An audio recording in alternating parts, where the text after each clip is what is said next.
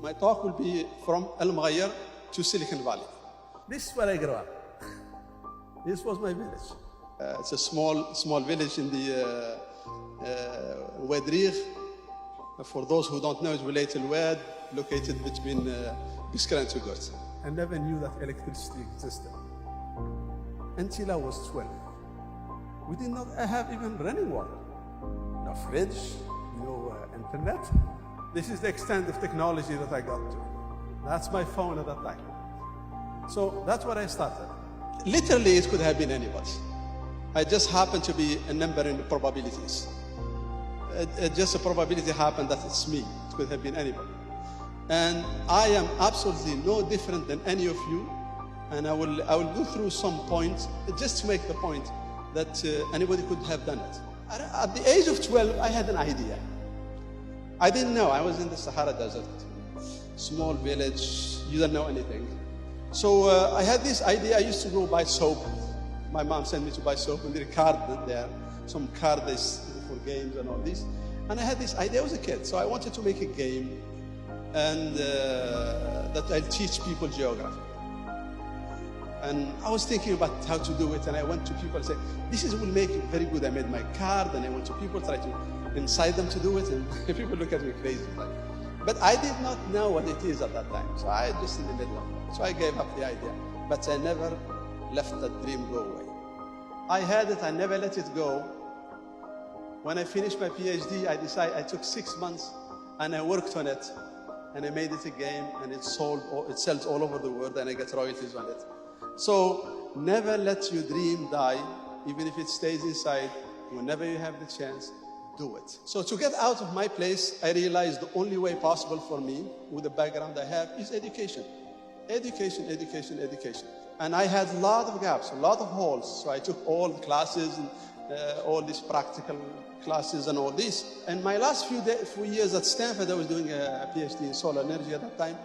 And there is this guy, these two guys, they came to me and they said, "We are interested to do a startup in semiconductors." And I go, "What is a startup?" And they want me to be the the CTO of the company. I said, no, I don't want to do it. I'm going to Algeria to teach. And that's what I was sent. I was sent to go and come back and teach. So many years later, a few years later, I ran into these guys. I found they were there. They were selling company. The company sold for $100 million. Why I'm telling this story is these are people that believed in me more than I believed in myself. That's the worst thing that can happen to a human being, that somebody else believes in you more than you believe in yourself. So I just hit me, the biggest thing hit me in life. And I went and I wanted to know everything about startups, how to do companies, I learned everything possible. Life, when you do things, you should not try to be better than anybody. You have to be better than yourself. Better yourself. Get to know yourself and do better than you can. Don't worry about anybody. We don't all start with the same point. Some people have their fathers is Bill Gates, and some people have Mahatma Gandhi, I guess, or something like that. So we don't have the same funding, so we started differently. So you do what you can with what you have, and you push forward. And while going, so what you do is you take it step by step, you set goals, and you go step by step, and don't worry about what's happening around you. So it's small, solid steps and strong goals. And while going, remember to leave your footprints. You have to go and leave your footprints. For whatever you do, you are a farmer, you are a scientist, you are somebody sweeps the floors, you try to do the best you can. And that's what all you need to do. So if you look at it this way, it looks like stairs going up. This is life, is very easy. In fact, life is not like that, unfortunately. It's more like this. At least my life has been like this, or even worse. So you go up and down and up and down, and life is full of ups and downs, and you have to ride them and take them to where, and just wake up every time when you do it. I will tell small stories. So I went to my taxman, a guy who was about 80 years old, and he was doing his taxes, my taxes, and he told me, "Let me tell you an advice." And he said, "Look, you are not old enough to know this. I am retired. I sit in the backyard. And there is nothing that bothers me in life than things that I want to do and I have never done. It eats me in life, and you cannot sleep when you're old.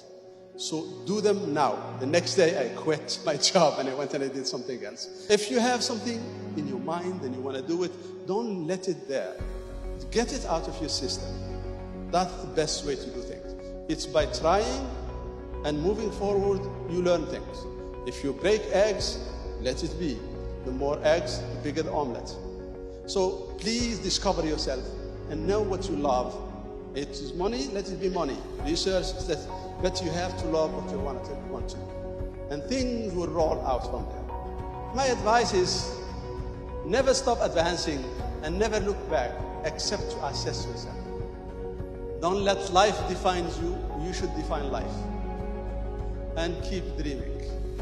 Don't downplay yourself, risk big, do things, and if it doesn't work, you go back and work for some other companies. Life is short to just keep repeating the same thing. You really need to snap out of it like, let me lose a couple of years of my life. It might lead somewhere. Don't be afraid of, see, you cannot make an omelet unless you break the eggs. You learn also, you fail in life. It's okay. You fail in life, and while failing, I learned so many things. So if it's a good, successful company, everything is going fine and you don't learn very much. If it's a failure, you learn so much. It's unbelievable. If you really have a good education and you step out of, government is going to give me a job, what am I going to do, all that stuff. You have to get out of it. Start to think about what problem the society has, can I solve it? A lot of people tell me, I have an idea. Everybody has an idea. Everybody in his whatever has an idea. Ideas is the easiest thing to have in life. If you don't have an idea, there is something wrong with you. Whether you make money or not, or it's already out or not, that's another story. But at least, I'm telling you, ideas are bound. So it's not the idea that's important. Let me tell you, none of us is smart enough to know everything. So, if you wait, somebody is going to find it. You are lucky you had an idea ahead of time, so you are blessed. 6 months later, max, it's known about 6 months. If you have an idea, you didn't do anything about 6 months later, it's gone. So don't think about, I have an idea and I sit and it's a weekend thing. It's after hour thing. I'm going to work it in after hour. That doesn't work. Doesn't work at all. Try not to fall in love with your idea. And this is, it's very crucial, because if you fall in love with your idea, anybody who comes to talk to you say, no, you're wrong. The formula says, that's wrong. You have to be able to say, because you're risking your life, you have everybody who tell you something and it sounds like it's a problem. Maybe there is a problem.